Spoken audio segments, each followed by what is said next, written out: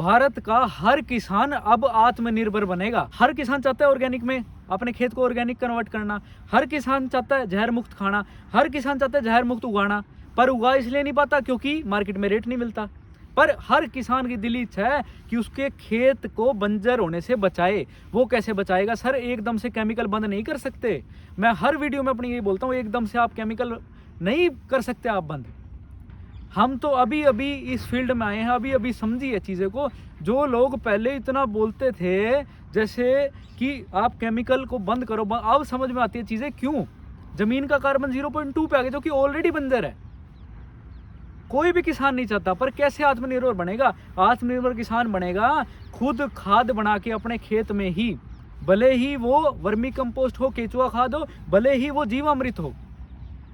जब किसान खुद अपनी खाद खुद के खेत में ही बनाएगा, सेल्फ सफिशिएंट ही बनेगा, खुद ही अपनी खाद के लिए खुद पे ही निर्भर होगा, तब किसान जो है प्राउडली कह पाएगा कि मुझे अब किसी भी अन्य खाद जो कि बाजार से खरीदनी पड़े उसके मैं सख्त खिलाफ हूँ। मैं अपनी खाद खुद के खेत में ही बनाता हूँ।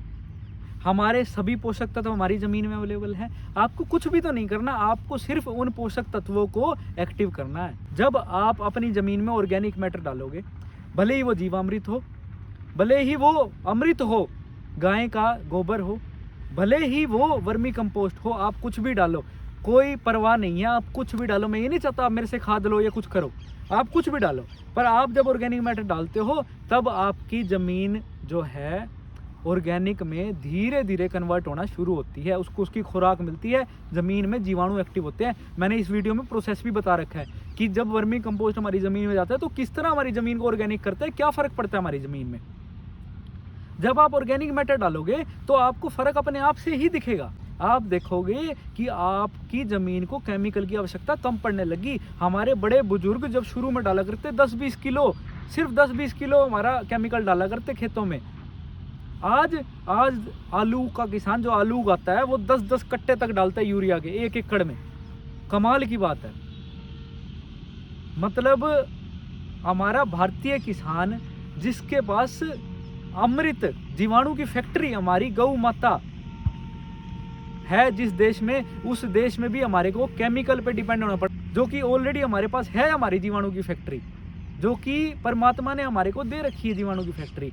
जब हम उसका गोबर पर कुछ तरीके से, चाहे तो पानी में घोल के, चाहे उसको डीकम्पोज करके, चाहे वर्मी कंपोस्ट के थ्रू, जैसे भी कुछ तरीकों से जो कि प्रॉपरली डीकम्पोज हो, उसको खेतों में डालेंगे।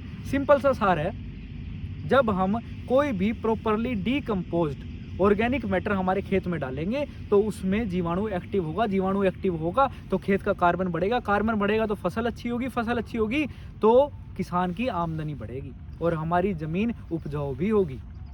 जब आपकी फसल तो उतनी है, फसल कम हो गई, बल्कि लागत बढ़ गई आपकी केमिकल की। पहले क्या होता था, फसल ज़्यादा होती थी, लागत कम होती थी। अब लागत तो बढ़ गई। मैं ये नहीं कहता आप लागत बढ़ाओ, आप खुद अपनी खाद बनाओ।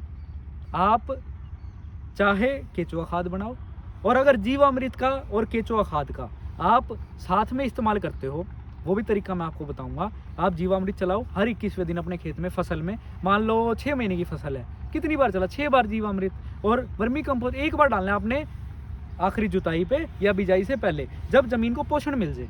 पोषण मिल गया ज़मीन को, आप यूरिया डीएपी एकदम से बंद ना करो, धीरे धीरे बंद करो।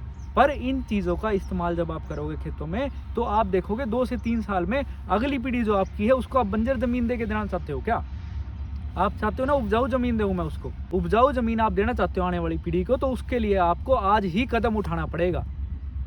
आज से ही आपको आत्मनिर्भरता पे सोचना पड़ेगा, ताकि आने वाली पीढ़ी हमारी जहर मुक्त खाना खाए, जहर मुक्त हमारे खेत हों, हमारी जो धरती माँ है उसमें हम जहर ना डालें, हमारी गौ माता का गोबर का इस्तेमाल करें, चाहे किसी भी तरीके से, भले ही जीवामृत के वे में, भले ही नीमास्त्र के वे में, भले ही वर्मी कंपोस्ट केचुआ खाद के वे में। धन्यवाद।